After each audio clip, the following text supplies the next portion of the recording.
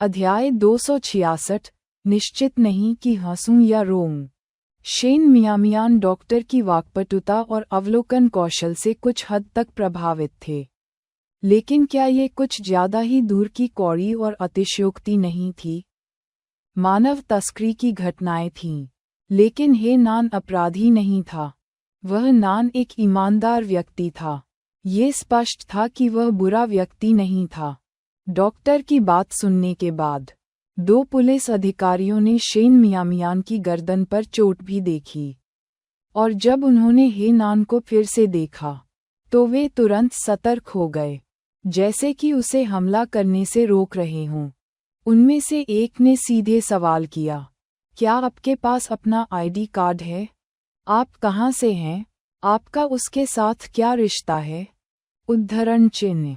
दूसरे ने कहा, आइए उसे पूछताछ के लिए वापस पुलिस स्टेशन ले चलें। यह आदमी कोई साधारण चरित्र का नहीं लग रहा था, और अस्पताल में इतने सारे लोगों के साथ वे कोई परेशानी नहीं चाहते थे जो दूसरों को नुकसान पहुंचाए। आखिरकार उनका पुलिस स्टेशन सड़क के ठीक उस पार बहुत करीब था। शेन मियामियान हंसने और रोने के अलावा कुछ नहीं कर सकी। जैसे ही वह हे नान की बेगुनाही साबित करने वाली थी, उसने उसे अपनी जेब से एक हरे रंग का पहचान दस्तावेज निकालकर पुलिस को सौंपते हुए देखा।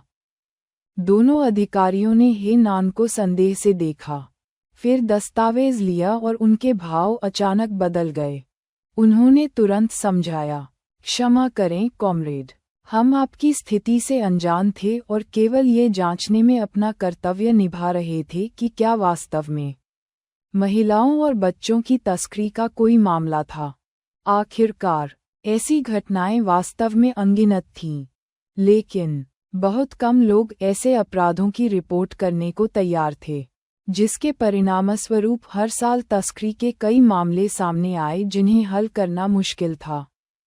ये ठीक है, उसने नान ने दस्तावेज वापस अपनी जेब में रख लिया। घटनाओं की श्रृंखला से डॉक्टर हतप्रभ रह गया। कॉमरेड पुलिस अधिकारी, क्या हो रहा है? उद्धरण चिन्ह। पुलिस अधिकारी ने समझाया, यह एक गलतफहमी थी। ये कॉमरेड एक अच्छा इंसान है। आप बस इस युवा महिला की चोटों के इलाज पर ध्यान केंद्रित करें। हे नान जैसी स्थिति के साथ उन्हें इसे गोपनीय रखने में मदद करनी चाहिए थी। हे नान को अलविदा कहने के बाद दोनों अधिकारी परीक्षा कक्ष से चले गए। कमरा अब उन तीनों के पास रह गया था, और डॉक्टर के चेहरे पर शर्मिंदगी और भय का एक आकर्षक मिश्रण दिखाई दे रहा था। सौभाग्य से हे नान ने किसी और चीज के बारे में उपद्रव नहीं किया, और डॉक्टर शेन मियामियान की चोट की दोबारा जांच करने के लिए फिर से बैठ गए। उन्होंने कुछ सामयिक और मौखिक दवाएं निर्धारित कीं, यहाँ तक कि जब वे दोनों जांच कक्ष से बाहर चले गए, तब भी डॉक्टर की आंखों में एक अजीब भाव था। ये जोड़ी बहुत अजीब थी। कुछ न कुछ गड़बड़ जरूर थी, लेकिन चूंकि पुलिस ने कहा था कि वह एक अच्छा इंसान था, इसलिए डॉक्टर इसे आगे नहीं बढ़ा सके। कार में वापस हे नान ने शेन मियामियान को एक कप से गर्म पानी के साथ दवा लेने को कहा। फिर उसने अपनी गर्दन पर दवा लगाने के लिए कार में लगे शीशे का इस्तेमाल किया, लेकिन उसकी ठुड्डी ऊपर उठाने में दर्द हो रहा था। वह दर्द से कराह उठी और टीएसके की आवाज निकाली। हे नान की भौहें थोड़ी हिल गईं और उसने उसके हाथ से मरहम लिया। यहाँ आओ, शेन मियामियान। उद्धरण चिन्ह उद्धरण चिन्ह। स्वयं दवा लगाना वास्तव में परेशानी भरा था। आखिरकार हे नान की नज़र में वह सिर्फ एक बच्ची थी, इसलिए उसने कोई उपद्रव नहीं किया और अपनी गर्दन उसकी ओर झुका दी। दवा कुछ ठंडी थी, और उसकी घिसी हुई उंगलियों से लगाने पर उसे थोड़ी गुदगुदी महसूस होती थी, जिसके बारे में बोलते हुए यह अजीब था। वह अब सेना में नहीं था और ऐसा लगता था कि वह शहर में व्यापार कर रहा है, कोई भारी श्रम नहीं कर रहा है। फिर भी उसके हाथ, कभी कभी उसकी भौहें सिकुड़ती देखकर हे नान को लगा कि उसके हाथ की घट्टियों ने उसे खरोंच दिया है और इस तरह उसका स्पर्श और भी हल्का हो गया। युवा लड़की की त्वचा वास्तव में एक आदमी की तुलना में अधिक नाजुक थी, क्योंकि उसे छूने पर टोफू जैसा महसूस होता था, यहाँ तक कि उसकी उंगलियों में भी झुनझुनी होने लगती थी। शेन मियामियान विचलित था और उसे शर्म महसूस नहीं हुई जब तक वह वापस होश में आए। हे नान ने पहले ही दवा लगाना समाप्त कर दिया था और उसे मरहम दिया। फिर कार स्टार्ट की और अस्पताल छोड़ दिया। कार में कोई एयर कंडीशनिंग नहीं थी। कुछ देर बैठने के बाद उसके हाथ ठंडे महसूस हुए, इसलिए उसने उन्हें अपनी जेब में रख लिया। तभी दवा का एक छोटा पैकेट छू गया। उसकी निगाहें चमक उठीं। हे नान, क्या हम एक पल के लिए अस्पताल वापस जा सकते हैं? उद्धरण चिन्ह। अध्याय 267। यह आटा है। हे नान ने कार को सड़क के किनारे खींच लिया। क्या कुछ और है? उद्धरण चिन्ह। मैं चाहूंगा कि डॉक्टर इस दवा पर एक नज़र डालें। शेन मियामियान ने हे नान को दवा का पैकेट दिया। उसने उससे पैकेट ले लिया। ये कहाँ से आया? उद्धरण चिन्ह। शेन मियामियान के गले में भी थोड़ा सुधार हुआ था और बोलना उतना मुश्किल नहीं था। उसने धीरे से कहा, यह वही है जो जू हेयंग ने सियू को दिया था और उससे कहा था कि इसे मुझे दे दो, ये दावा करते हुए कि यह आज्ञाकारिता पाउडर है। मैंने चुपके से इसे बंद कर दिया। ये सुनकर हे नान की अभिव्यक्ति ठंडी हो गई। इतनी कम उम्र की लड़की पर इस तरह की चीज़ का इस्तेमाल करने की हिम्मत करना। उसकी पिछली हरकतें वास्तव में बहुत उदार थीं। उसने देखने के लिए कागज़ का पैकेट खोला, उसे सूंघा, फिर उसे कुचलने के लिए अपनी उंगलियों के बीच थोड़ा सा दबाया और अंत में उसका स्वाद लेने के लिए थोड़ा सा अपने मुंह में डाला। शेन मियामियान चौंका और तुरंत बोला, बड़े भाई, यह एक अनियमित दवा है। अगर इसे खाने से कुछ गलत हो गया तो क्या होगा? ये ठीक है। थोड़ा चखने के बाद हे नान ने थोड़ी देर बाद शांति से कहा, यह आटा है। आटा? उद्धरण चिन्ह। शेन मियामियान कुछ हद तक खुश और हताश था। सारी परेशानी के बाद यह व्यर्थ था। हे नान ने उसके पिछले बयान का महत्वपूर्ण हिस्सा पकड़ा। क्या जू हेयंग उन लोगों में से एक था जिन्होंने आपका अपहरण किया था? उद्धरण चिन्ह। मम्मा। शेन मियामियान ने सिर हिलाया। उसने हे नान से कुछ भी नहीं छिपाया और झो सियू को छोड़े बिना जू हेयंग के साथ अपनी शिकायतों को मोटे तौर पर समझाया। जितना अधिक वह सुनता गया, हे नान की अभिव्यक्ति उतनी ही ठंडी होती गई। भविष्य में तुम्हें समय रहते मुझे इन चीज़ों के बारे में बताना होगा। अगर उसे पहले पता होता कि जू हेयंग ने उसे परेशान किया है, तो उसने जू हेयंग को अपना अपराध करने का मौका नहीं दिया होता। मम्मा। शेन मियामियान ने आज्ञाकारी ढंग से सिर हिलाया। पहले वह हे नान को परेशान करने से डरती थी, इसलिए उसने बात नहीं की थी। इसके अलावा हे नान उसका निजी अंगरक्षक नहीं था। हालांकि वह उसकी मदद करने को तैयार था, उस पर दया कर रहा था, लेकिन वह जोंक की तरह उससे चिपक नहीं सकती थी। इस पर विचार करने के बाद उसने पूछा, बड़े भाई, मेरी चचेरी बहन सियू भी इस मामले में शामिल थी। क्या उसे जेल भेजे जाने की कोई बड़ी संभावना है? उद्धरण चिन्ह। संभावना नहीं है। हे नान ने भावहीन ढंग से विश्लेषण किया। पाउडर नकली है और आपके पास ये साबित करने के लिए कोई सबूत नहीं है कि उसने इसे वहां डाला था। भले ही जू हेयंग अपनी संलिप्तता कबूल कर ले, वह दावा कर सकती है कि उसके साथ जबरदस्ती की गई थी, यह मानते हुए कि वह नाबालिग है। अधिक से अधिक उसे एक मौखिक चेतावनी मिलेगी।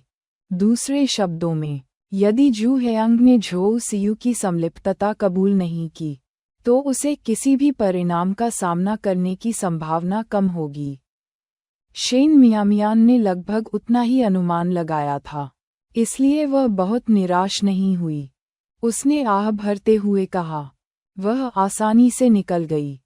हे नान ने उसकी ओर देखा लेकिन कुछ नहीं कहा। जैसे ही कार चौराहे से शूतुन के पास पहुंची, उसने जल्दी से कहा, बड़े भाई, मैं यहाँ से उतर सकती हूँ। लगभग दोपहर हो चुकी थी और वह अभी तक लू परिवार के पास नहीं गई थी। लू सियुआन अब तक बेहद चिंतित हो गई होगी। हे नान ने भौहें उठाईं। अभी भी शहर जाने की योजना बना रहे हैं? उद्धरण चिन्ह। शेन मियामियान ने अपना सिर हिलाया। आज नहीं, बहुत देर हो चुकी है। लेकिन मुझे सियुआन को बताना होगा। वह अब वास्तव में मेरे बारे में चिंतित होगा। आप पहले वापस जाएं, मैं संदेश दे दूंगा। फिर ठीक है। चूंकि उसने कार भी नहीं रोकी थी, शेन मियामियान केवल इतना ही कह सका, धन्यवाद, बिग ब्रदर ही, यह कोई परेशानी नहीं है। शेन मियामियान। उद्धरण चिन्ह उद्धरण चिन्ह। उसने उस पर एक नज़र डाली। मन ही मन सोचा कि अगर वह उसके पिछले जीवन में होता तो वह उन लड़कों के दिलों में एक अलग पुरुष देवता होता। उसकी कार में सवारी करने में सक्षम होना कुछ ऐसा होगा जिससे बहुत से लोग ईर्ष्या करेंगे। अपने पिछले जीवन में वह इसके बारे में सपने में भी सोचने की हिम्मत नहीं कर सकती थी। कार जल्द ही लू फैमिली गांव के प्रवेश द्वार पर पहुंची और शेन मियामियान ने हे नान को विदाई दी और बाहर निकला। लेकिन पाया कि वह भी बाहर निकल गया। उसने जल्दी से अपने हाथ लहराए। बड़े भाई, मुझे साथ ले जाने की कोई जरूरत नहीं है। मैं इसे अपने दम पर वापस ला सकती हूँ। मैं तुम्हें एस्कॉर्ट करने की योजना नहीं बना रहा था, उन्होंने कहा। शेन मियामियान को शर्मिंदगी महसूस हुई, यह महसूस करते हुए कि उसने बहुत ज्यादा सोचा था। उसका लज्जित रूप देखकर उसकी आंखों में मनोरंजन की झलक चमक उठी। यह उसके साथ पूरे दिन बिताए गए सबसे आरामदायक क्षणों में से एक था। अध्याय 268। आप वापस कैसे आए? उसने कार का पिछला दरवाज़ा खोला और माल्ट एसेंस की 2 बोतलें निकालीं। इन्हें पीने के लिए घर ले जाओ। मुझे कुछ दिनों के लिए बीजिंग जाना है और मुझे यकीन नहीं है कि लौटने में मुझे कितना समय लगेगा। पहले जब वह बेहोश हुई थी तो उसने उसका रंग देखा था। वास्तव में वह पहले से कहीं अधिक गुलाबी थी और उसके गाल थोड़े भरे हुए थे, जिससे वह कुछ हद तक बच्चों जैसी दिख रही थी जो बहुत प्यारी थी। लेकिन जब उसने उसे पकड़ा तो वह अभी भी बहुत हल्की थी, मूल रूप से भारहीन थी। उसे निश्चित रूप से कुछ उचित पोषण की आवश्यकता थी। वह नान यह नहीं बता सका कि उसकी मानसिकता क्या थी, लेकिन वह सिर्फ उसे खाना खिलाना और उसकी देखभाल करना चाहता था। पहले कई घटनाओं से गुजरने के बाद शेन मियामियान हे नान के स्वभाव के बारे में अच्छी तरह से जानता था।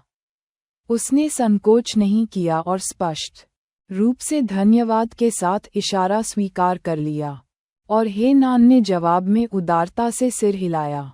उन दोनों का व्यवहार आश्चर्यजनक रूप से मेल खाता था। वापस जाओ। उद्धरण चिन्ह। वह नान अपनी कार में बैठा और चला गया, जबकि शेन मियामियान माल्ट एसेंस की 2 बोतलें लेकर चुपचाप घर चला गया। जैसे ही उसने उन्हें छिपाया था, उसने दरवाजे के बाहर कदमों की आहट सुनी और इसके तुरंत बाद झोउ सियू कमरे में प्रवेश कर गई। शेन मियामियान को देखते ही वह ऐसे चिल्लाई जैसे उसने कोई भूत देखा हो। उद्धरण चिन्ह। किस बात का उपद्रव है? शेन मियामियान ने उसकी ओर उदासीनता से देखा। अतीत में उसने सोचा था कि झोउ सियू केवल उसके साथ छोटी चालें खेल रहा था, उसकी जिंदगी छीन लेना चाहता था। लेकिन आज की घटनाओं के बाद उसे एहसास हुआ कि झोउ सियू न केवल उसकी जिंदगी चाहता था बल्कि उसकी मृत्यु की भी कामना करता था। आखिरकार वे इतने वर्षों से बहनें थीं। उसने कभी नहीं सोचा था कि झोउ सियू इतना हृदयहीन और क्रूर हो सकता है। आप वापस कैसे आए? उद्धरण चिन्ह। झो सियू ने शेन मियामियान को अविश्वसनीय रूप से देखा। उसके शरीर पर कोई सुराग ढूंढ रहा था। क्या जू हेयांग फिर से विफल हो सकता था? नहीं, यह सही नहीं हो सकता। शेन मियामियान की आवाज बंद हो गई। अगर मैं वापस नहीं आऊंगा तो मुझे कहाँ होना चाहिए? शेन मियामियान ने जवाब में ठंडे स्वर में पूछा। झो सियू ने तुरंत अपना संयम वापस पा लिया।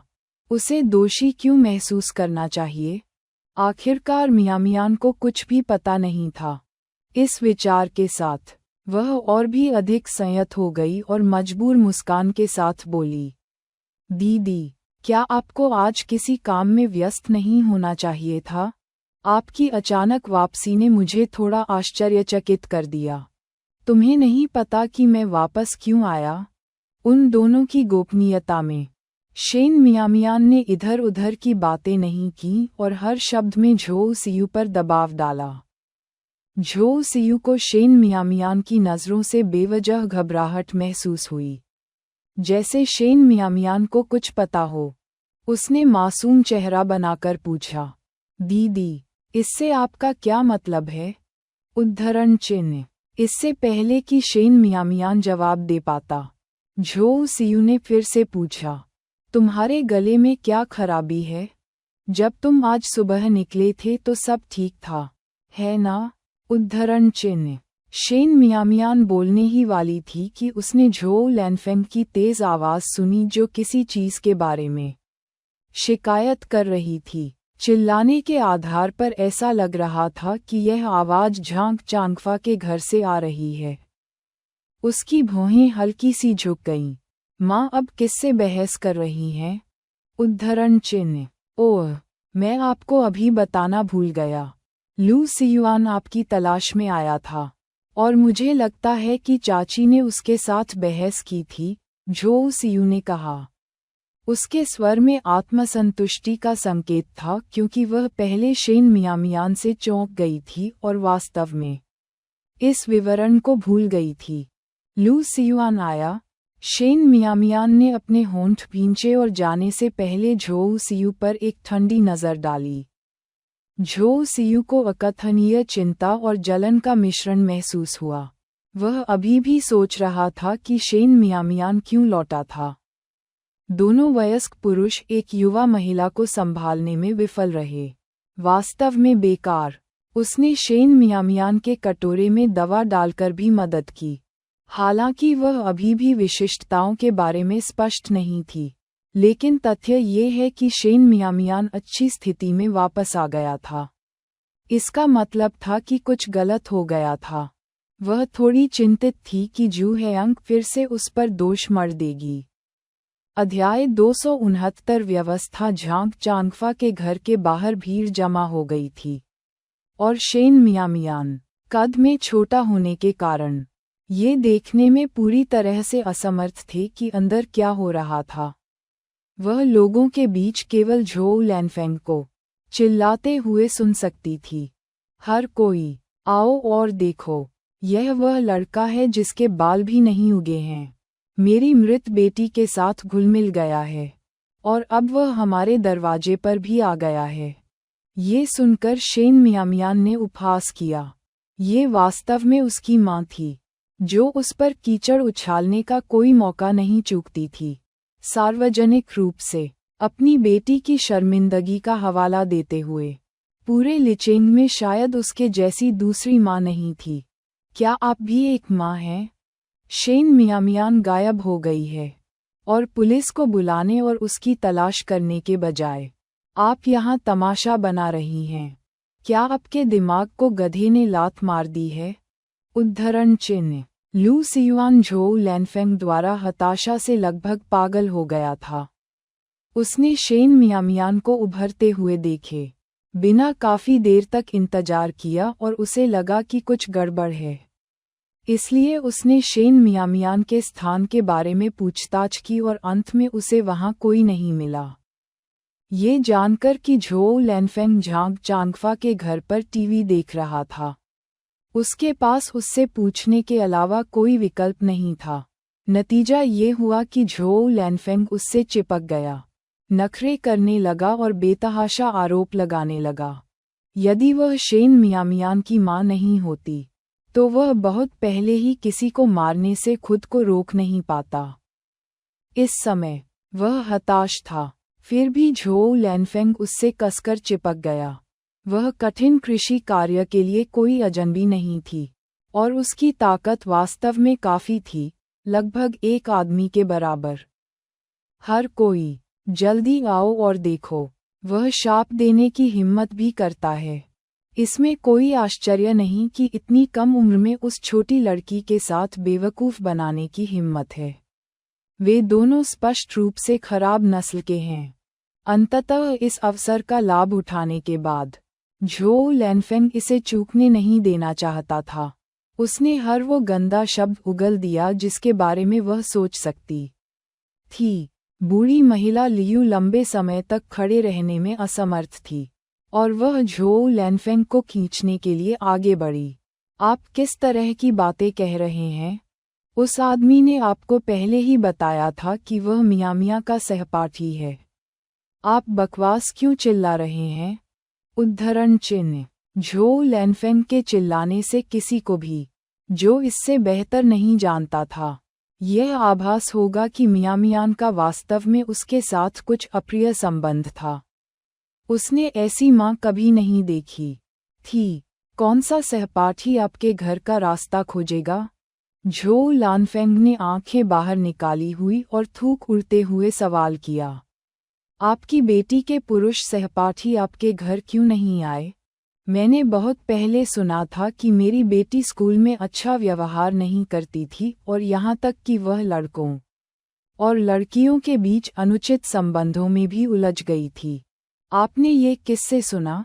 उन्हें बाहर खींचें और आइए उनका आमने सामने सामना करें। शेन मियामियान ने भीड़ के बीच से अपना रास्ता निकाला।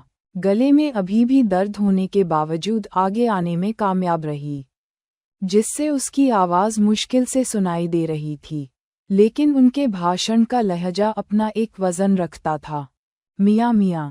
लू सियुआन की आंखें चमक उठीं, और जो चिंता उसके दिल में घूम रही थी वह आखिरकार उसके पेट में वापस आ गई। उसके मन में राहत की सांस आई। उसका मन, जो पहले इस डर से उत्तेजित था कि शायद शेन मियामियान को कुछ हो गया है, अचानक शांत हो गया। वह पहले बेचैन था। उसे डर था कि शेन मियामियान मुसीबत में पड़ सकता है। उसे बचाने का मौका चूक जाने का डर था। अब उसे सुरक्षित देखकर उसका पूरा व्यवहार तुरंत शांत हो गया और उसने संघर्ष करना बंद कर दिया, जिससे झोउ लैनफेंग उससे चिपक गया। तुम मरी बेटी, तुम वापस क्यों आई हो? उद्धरण चिन्ह। होश में आते ही झोउ लैनफेंग की आंखें लगभग बाहर आ गईं। उसे अभी काम से छुट्टी नहीं लेनी थी। क्या वह जल्दी वापस आ गई क्योंकि वह सुस्त थी और उसे वापस भेज दिया गया? शेन मियामियान ने उपहास किया। अगर मैं वापस नहीं आया तो मुझे कैसे पता चलेगा कि तुम मेरी पीठ पीछे मेरी बदनामी कर रहे थे? उद्धरण चिन्ह। तुम मूर्ख बेटी, तुम कौन कह रही हो कि वह तुम्हें बदनाम कर रहा है? झोउ लैनफेंग ने लू सियुआन को रिहा कर दिया और शेन मियामियान के सिर पर जोर से प्रहार किया। ये देखकर लू सियुआन ने तुरंत शेन मियामियान को अपने पीछे खींच लिया और झोउ लैनफेंग को चेतावनी दी, उसे फिर से छूने की कोशिश करो और देखो क्या होता है। तुम विषैली, दुष्ट औरत, वह देखो, तुम सब देखो। झोउ लैनफेंग ने उत्साह से उनकी ओर इशारा किया। क्या मैंने कुछ गलत कहा? देखो वह कैसे उस मृत बेटी की रक्षा करता है, बिल्कुल अपने चूजे के साथ मुर्गी की तरह। फिर भी कह रहा है कि उनके बीच कुछ भी नहीं है। क्या आप ऐसा मानते हैं? उद्धरण चिन्ह। अध्याय 270। आप इतने ताकतवर हैं कि एक गाय को मार सकते हैं। दूसरों के मन में मूल रूप से विश्वास और संदेह का मिश्रण था। एक तरफ सोच रहे थे कि शेन मियामियान एक ईमानदार लड़की लगती है, उस तरह की लड़की की तरह नहीं। जबकि दूसरी तरफ सोच रही थी कि अगर वास्तव में कुछ नहीं होता तो क्या झोउ लैनफेंग इस तरह बोलती। अब जब उन्होंने लू सियुआन को शेन मियामियान की इतनी मजबूती से रक्षा करते देखा तो उन्हें विश्वास होने लगा कि यह सच हो सकता है। लू सियुआन ने अपने होठों को सिकोड़ लिया। कुछ हद तक क्षमा प्रार्थी महसूस करते हुए उसने शेन मियामियान की ओर देखा। ऐसा लग रहा था कि उसने उसके लिए और अधिक परेशानी खड़ी कर दी है। एक लड़की की प्रतिष्ठा बहुत महत्वपूर्ण है, उसने सोचा। अगर यह उसकी वजह से होता। उसकी आंखें अचानक संकल्प से कठोर हो गईं। यदि वास्तव में उसकी वजह से शेन मियामियान की प्रतिष्ठा बर्बाद हुई तो उसे बाद में उससे शादी करनी होगी। शेन मियामियान ने भीड़ पर नजर डाली, उनके चेहरे के भावों पर गौर किया और गांव के बूढ़े कुंवारे व्यक्ति की बिना किसी अच्छे इरादे के उस पर घूरने वाली भद्दी निगाहों पर ध्यान दिया। घृणा की एक झलक उसकी आंखों की गहराइयों से गुजर गई। एक गहरी सांस लेते हुए उसने झोउ लैनफेंग पर अपनी निगाहें जमाईं और मांग की, सिर्फ इसलिए कि किसी को आपका मुझे मारना पसंद नहीं आया, इसका मतलब है कि हमारे बीच कुछ है? उद्धरण चिन्ह। तो फिर वह तुम्हें ढूंढने क्यों आया? उद्धरण चिन्ह। झोउ लैनफेंग ने उसकी ओर जमकर इशारा किया और जवाब दिया, मुझे सर्दी लग गई और मैं आज काम पर नहीं गया। मैं दवा लेने के लिए शहर गया था। उनका परिवार भी मशुतुन गांव में है। चूंकि दूसरों को नहीं पता कि हमारा घर कहाँ है, इसलिए उनसे कहा गया कि वह आएं और देखें कि मैं काम पर क्यों नहीं गया। क्या इसमें कुछ गलत है? उद्धरण चिन्ह। शेन मियामियान को यकीन था कि लू सियुआन इतना मूर्ख नहीं था कि सच बता दे। वह जो बहाना लेकर आया था वह कुछ इस तरह का रहा होगा, इसलिए वह लू सियुआन ने जो कहा था उससे टकराव के बारे में बिल्कुल भी चिंतित नहीं थी। इसके अलावा वह अपनी चोटों को छुपाने के लिए जानबूझकर अपनी गर्दन झुका रही थी और उसकी आवाज कर्कश थी, जिससे हर किसी को उसकी कहानी पर कुछ हद तक विश्वास हो गया। लू सियुआन ये सुनकर गुप्त खुशी की लहर महसूस करने से खुद को नहीं रोक सका। ये लड़की वास्तव में उसके जैसा ही सोच रही थी। जब वह आया तो उसने जो बहाना इस्तेमाल किया था वह वास्तव में यही था। हालांकि शब्द अलग अलग थे, लेकिन सामान्य विचार एक ही था कि शेन मियामियान उस दिन काम पर नहीं गया था। जैसे ही अन्य लोगों ने शेन मियामियान को ये कहते हुए सुना, वे एक बार फिर उसके पक्ष में खड़े हो गए। हर कोई जानता था कि शेन मियामियान हर रविवार को काम पर जाता था।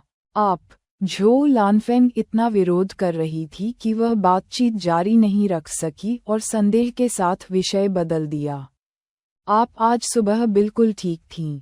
आपको अचानक सर्दी कैसे लग गई? उद्धरण चिन्ह। देखो मैं कितना बीमार हूँ और तुम्हें पता भी नहीं चला। शेन मियामियान अपनी पिछली उदासीनता से हट गई। उसकी अभिव्यक्ति कुछ दयनीय हो गई। उसकी आंखों में आंसू घूम रहे थे, फिर भी उसने जिद करके उन्हें गिरने नहीं दिया। उनका समझदार रूप देखने में कुछ हद तक दिल दहलाने वाला था। झोउ लैनफेंग की आंखें उभर आईं। इस कृत्य से क्या हुआ? आप इतने मजबूत हैं कि आप एक गाय को मार सकते हैं। क्या आपको किसी की चिंता की जरूरत है? उद्धरण चिन्ह। भले ही आपको मेरी परवाह नहीं है, फिर भी आपको मुझ पर गंदा पानी नहीं फेंकना चाहिए, है ना? शेन मियामियान ने चिल्लाते हुए कहा। सिर्फ इसलिए कि कोई मुझसे मिलने आया इसका मतलब है कि हमारे बीच कुछ है? मेरी उम्र क्या है? आप मेरी माँ हैं। भले ही बाहरी लोग मेरे बारे में कुछ भी कहें, क्या आपको मेरी रक्षा नहीं करनी चाहिए? उद्धरण चिन्ह। सवालों की इस बौछार ने झोउ लैनफेंग को अवाक कर दिया। आंटी लियू, जो चिल्लाने को उत्सुक थीं, ने अवसर का लाभ उठाया और कहा, लैनफेंग, मैंने तुमसे पहले कहा था, बिना किसी कारण के मियामियान के बारे में बातें क्यों बनाना? भले ही मियामियान न हो, वाक्य के बीच में ही उसे कुछ एहसास हुआ और उसने झट से खुद को बंद कर लिया। भले ही हर कोई जानता था कि शेन मियामियान झोउ लानफेंग की जैविक बेटी नहीं थी, लेकिन शेन मियामियान को नहीं पता था। शायद उसे भविष्य में पता चलेगा, लेकिन ये बात उसके मुंह से नहीं निकल सकी, अन्यथा ये दोनों परिवारों के बीच झगड़े का कारण बन जाता। तो जो शब्द उसके होठों तक पहुँचे वे बदल गए। भले ही मियामियान सियू जितनी अच्छी छात्रा न हो, आप ऐसा नहीं कर सकते। वह आपकी अपनी बेटी है। कैसी माँ आपकी तरह व्यवहार करती है? क्या आप शहर में चर्चा का विषय बनने को लेकर चिंतित नहीं हैं?